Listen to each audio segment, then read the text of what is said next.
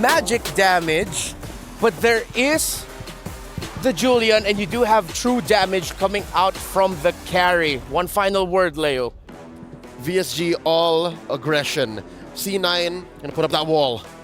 All right, let's see if C9 will be able to ruin Kiowa's birthday, or will the birthday girl celebrate a really of course, as we jump into the land of Dawn for this first game of the best of 3. Mirko, how we feeling, man? What do we think of the lineups here for both these teams? Interesting for C9 especially.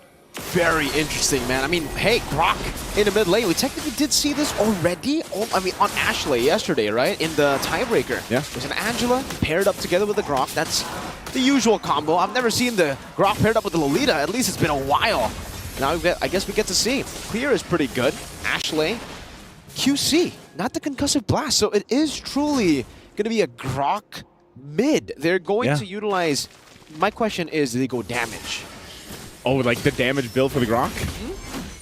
Good, actually, good question. And I think part of it too is the way that I see it, because you know we were in the mid cast when they had the tiebreaker game, but Ashley on that Grok did play a pivotal role in them turning that game around.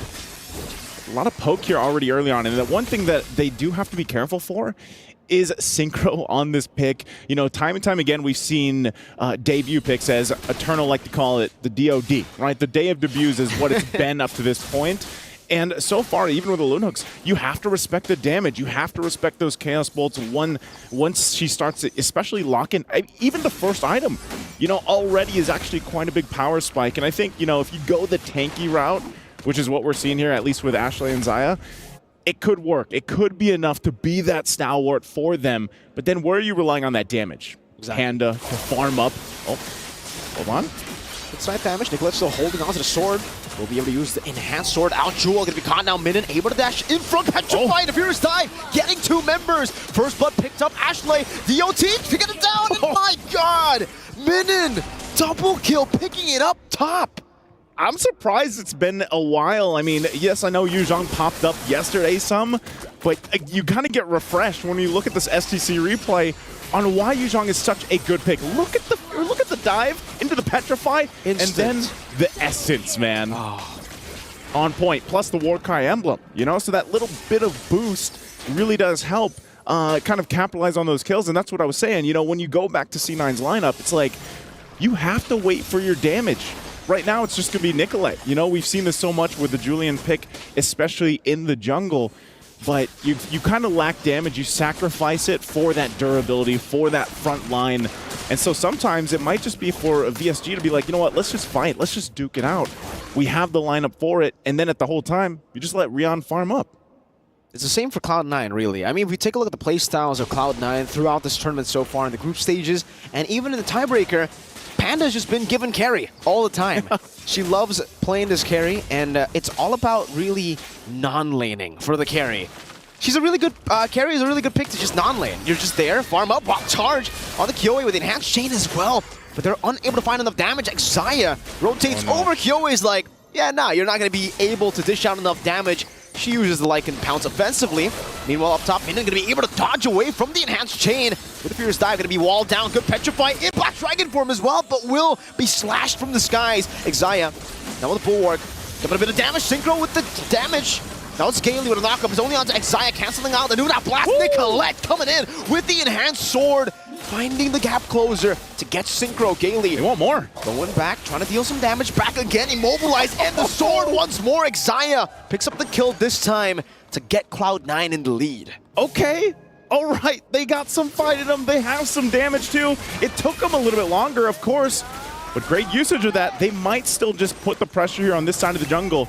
And, okay, Minun's going to be fine. But, yeah, this is that actually the way that team fight went. It almost looked like they were a little bit off, synchronized. But then they pulled on through for that skirmish, for that team fight up top. Able to capitalize on a couple of kills. Relatively still even, but here we go. Now the objective for the taking here. They're going to go ahead and start this one up, of course.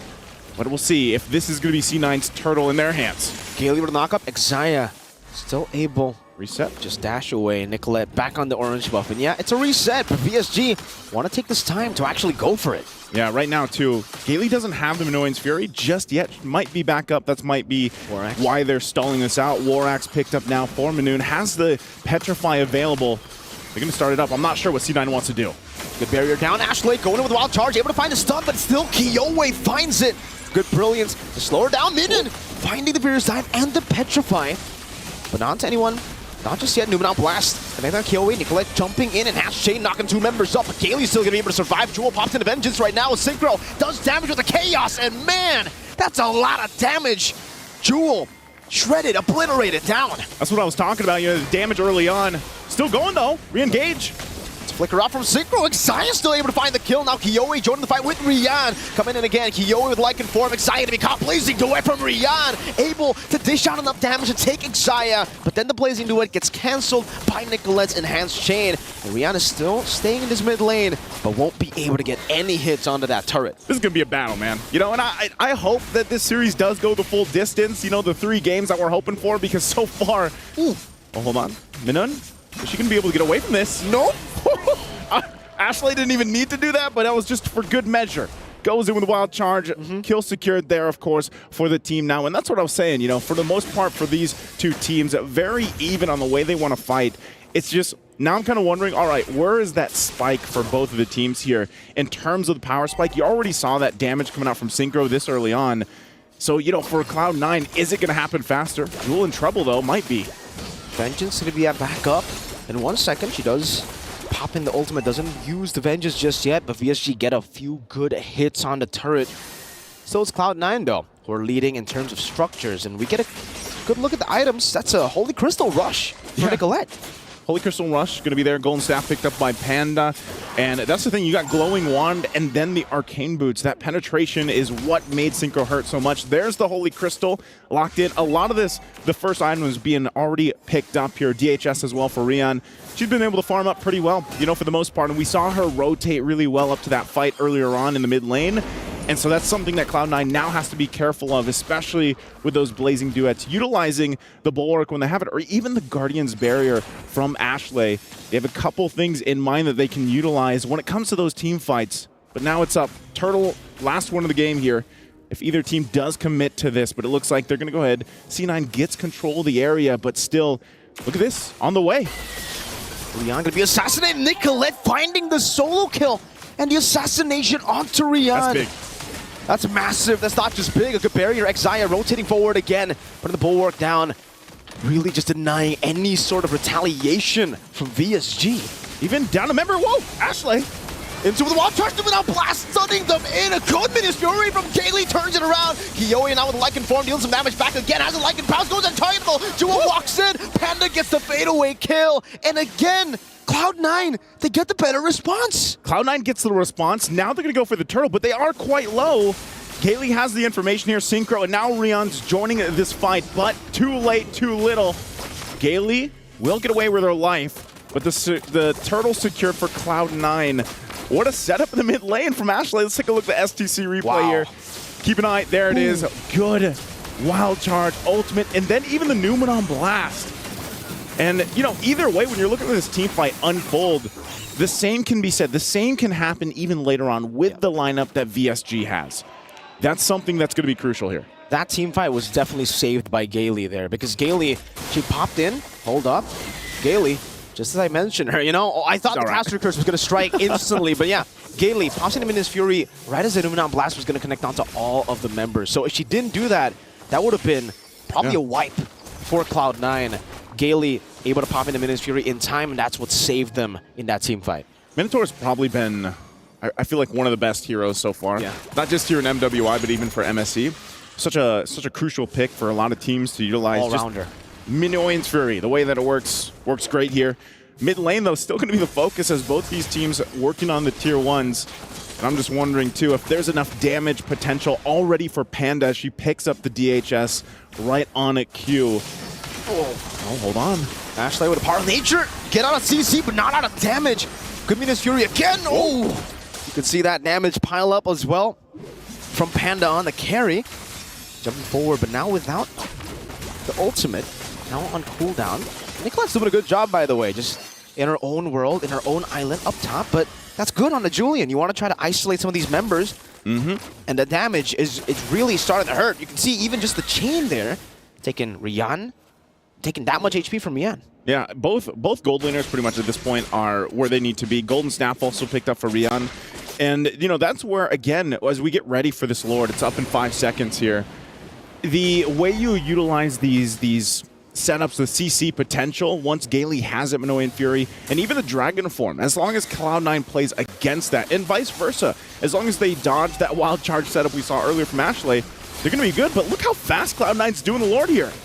Rian doesn't seem to be concerned there. Nicolette will be able to secure it there. That's a wild charge into the wall. Straight as Jewel goes in for a bit of damage onto Minion, but she's able to just sustain. But meanwhile, like I said, Rian up top, taking a page out of Nicolette's book. Last few fights. But now Nicolette will try to match that. Good spot in the bush. Rian utilizing the defensive battle mirror image to escape. Tier 2 turret for Lord. You know, Rian's probably like, oh, hold on. They're all in there. Zaya! Oh, still able to escape. Gaily gets a knockup, but it's only on 6 seconds. Now Panda jumps into him. Now Blast going to be able to connect right there, but the Brilliance gets him out. Kyoe looking for the Lycan form initiation, but knows that it's going to be a bit too risky to dive in all alone. C9 pop in the conceal. Take a look at Nicolette. That was a lot used. I mean, they still have the Lord to take care of too, by the way. But Cloud9 knows that. They might just go ahead and try to get some turrets, of course, with this first one. Looks like this Nicolette waiting. Oh, she's going to get spotted out.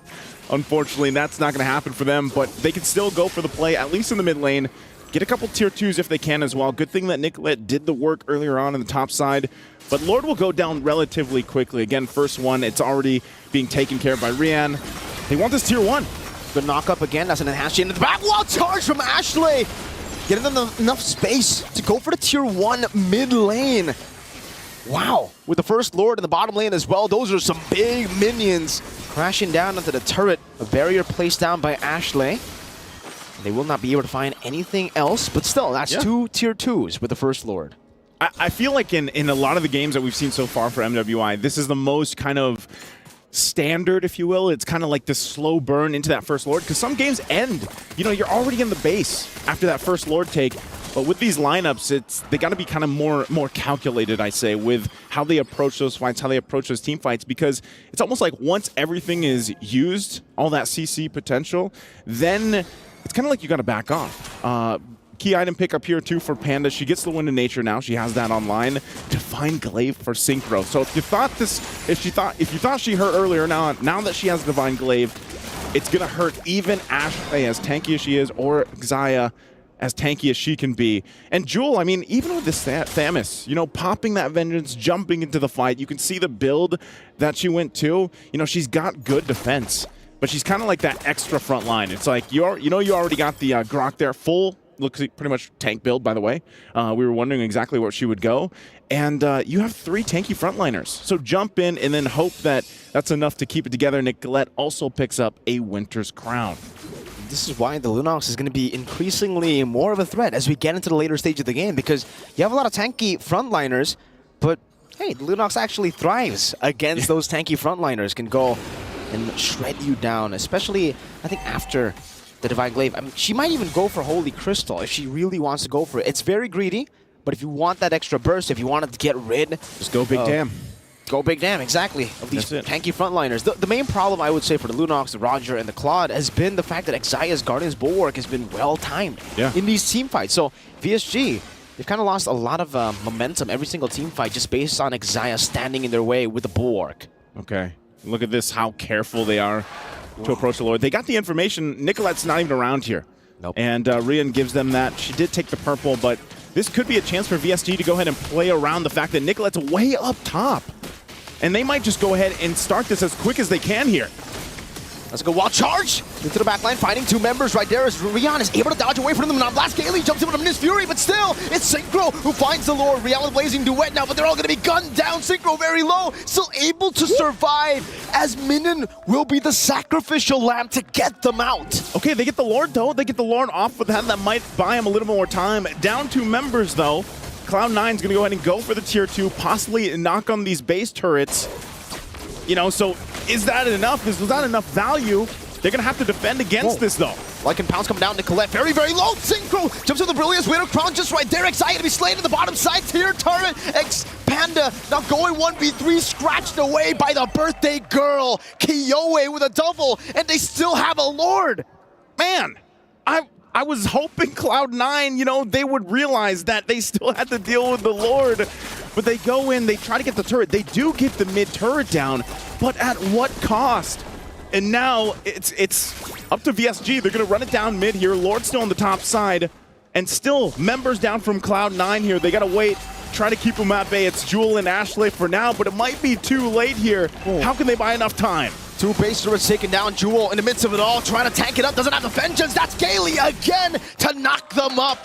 You can hear the drums once again as VSG secure game 1. It's that victory song. You know, that's that birthday buff right there. And remember, man, like... We'll do our best because there was a lot of action in that one. As y'all mentioned, it is a back and forth.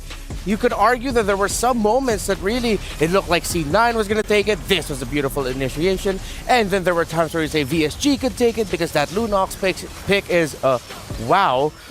Leo, we were both scratching our heads, but we're very excited to see how this draft would unfold in the game. Any thoughts that you want to mention or want to start off with? My last thoughts for the matchup was all aggression versus a wall. Now we see clearly the sword and the shield. The shield can do so much, right? You're able to work with so much utility, work with so much CC and initiation, but at the end of the day, you gotta find a way to finish the game. You gotta strike that death blow, and VSG did all that.